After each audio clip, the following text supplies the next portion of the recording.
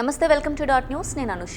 ఈ ఎన్నికలు పేదలు వర్సెస్ పెత్తందారుల మధ్య యుద్ధమే అన్నారు వైఎస్ఆర్ కాంగ్రెస్ పార్టీ అధినేత జగన్మోహన్ రెడ్డి. ఆయన అన్నట్లుగానే టీడీపీ, జనసేన, బీజేపీ కూటమి పెత్తందారీ పోకడలతో పేదలపై యుద్ధం చేస్తూ వచ్చింది. ఎన్నికల ప్రచారం జరుగుతున్న సమయంలోనే పేదలకు పింఛన్లు అందించడానికి వీల్లేకుండా వాలంటీర్లపై ఫిర్యాదు చేసి ఆంక్షలు విధించారు చంద్రబాబు నాయుడు అండ్ కో. అది చాలదన్నట్లు పోలింగ్కు ముందు మరికొన్ని సంక్షేమ పథకాలు అమలు కానీయకుండా అడ్డుపడ్డారు. తమపై ఇంతగా కక్షగట్టిన టీడీపీ కూటమిపై ప్రజలు ఆగ్రహంతోనే ఉన్నారు.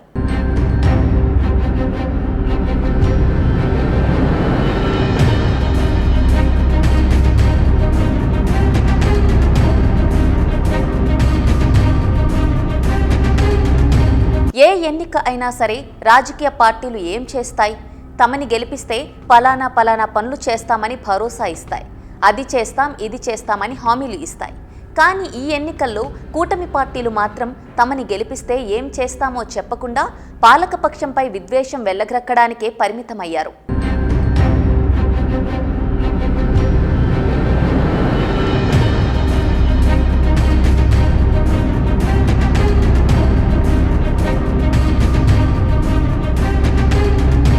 మూడుసార్లు ముఖ్యమంత్రిగా వ్యవహరించిన చంద్రబాబు నాయుడు తమ కూటమిని గెలిపిస్తే గతంలో తన పాలనపై చేసిన అభివృద్ధిని మరింతగా చేస్తానని చెప్పి ఓట్లు అడగాలి. కానీ చంద్రబాబు నాయుడికి ఆ ధైర్యం లేకపోయింది. ఎంతసేపు 5 ఏళ్ల క్రితం హత్యకు గురైన వైఎస్ వివేకానందరెడ్డి కేసును పట్టుకొని హూ కిల్డ్ బాబాయ్ అంటూ చిల్లర రాజకీయాలకే పరిమితమయ్యారు.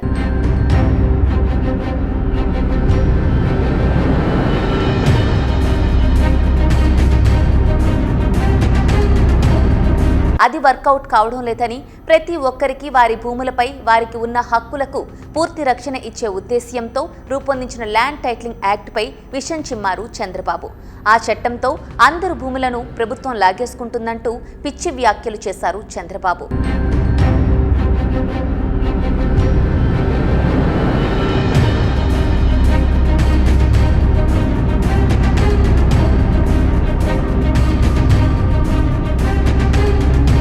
బాబు అండ్ కోకి భిన్నంగా వైఎస్ఆర్ కాంగ్రెస్ పార్టీ అధినేత జగన్మోహన్ రెడ్డి ఎన్నికల ప్రచారం చేశారు.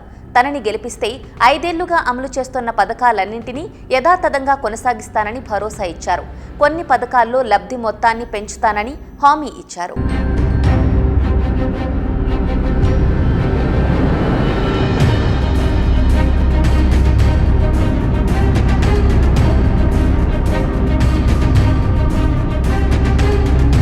నా 5 ఏళ్ల పాలనలో మీ ఇంట్లో ప్రభుత్వం వల్ల మంచి జరిగిందని మీకు అనిపిస్తేనే నాకు అండగా నిలవండి అని చాలా నిజాయితీగా పిలుపునిచ్చారు జగన్మోహన్ రెడ్డి.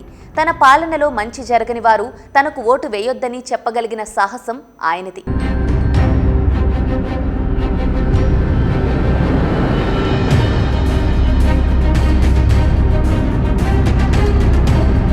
చంద్రబాబు నాయుడు, పవన్ కళ్యాణ్లు దీనికి పూర్తి విరుద్ధంగా వ్యవహరించారు. 5 ఏళ్ల పాటు వాలంటీర్లపై బురద జల్లుతూ వచ్చారు బాబు, పవన్లు.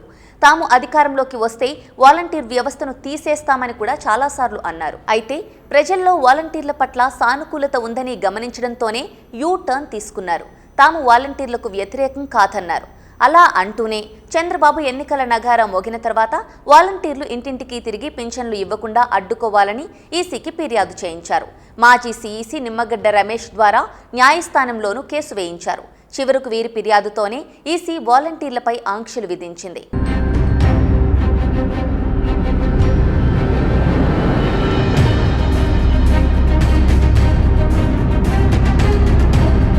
అంతే, మండు టెండల్లో వృద్ధులు, వికలాంగులు సచివాలయాలకు వచ్చి పింఛన్లు తీసుకోవాల్సిన అగత్యం ఏర్పడింది.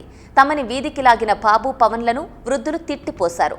ఈ వ్యతిరేకత తమ కొంపలు ముంచుతుందేమోనని బాబు, పవన్లు భయపడ్డారు. అంతే, వాలంటీర్లను తాము ఆపలేదని, ప్రభుత్వం పింఛన్లను ఇంటికి పంపాలని సన్నాయి నొక్కులు నొక్కారు బాబు అండ్ కో.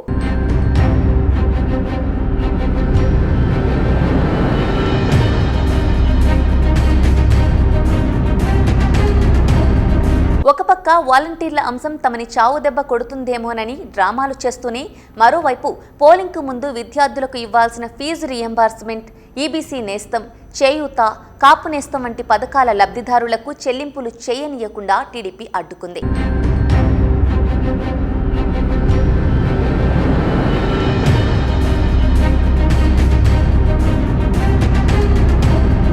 అధికారంలోకి రావాలని తహతహలాడుతున్న చంద్రబాబు పవన్ కళ్యాణ్ల కూటమి ఎన్నికల ముందే పేదల సంక్షేమంపై ఇంత విద్వేషం వెల్లగ్రక్కడాన్ని గమనించిన పేదలు రగిలిపోయారు. జగన్మోహన్ రెడ్డి ఎన్నికల ప్రచారంలో చెప్పినట్లు ఈ ఎన్నికలు పెత్తందార్ల దుహంకారంపై పేదలు చేసే యుద్ధమే అని పేదలు భావించారు.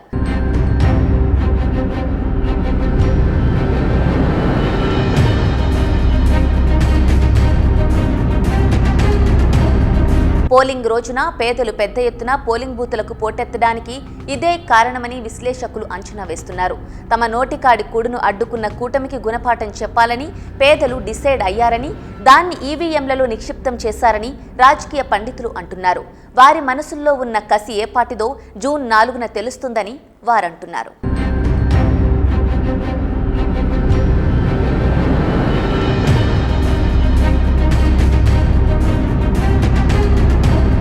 Please subscribe Dot News.